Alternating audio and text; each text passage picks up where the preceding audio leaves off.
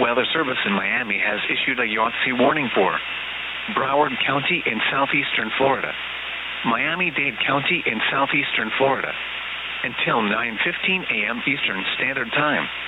At 9 a.m. Eastern Standard Time, Doppler radar indicated a Yahtzee. Okay. What the actual hell is a Yahtzee warning? Is this supposed to be a joke? This isn't funny. I'm going to go complain to my supervisor about this. There is no such thing as a Yahtzee warning. Please don't. Okay. Fine.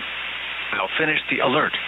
Locations impacted include Miami, Hialeah, Fort Lauderdale, Pembroke Pines, Hollywood, Miramar, Coral Springs, and Miami Gardens. I guess just don't get hit with Yahtzee dice or whatever. And also, to whoever did this, go home. You're drunk.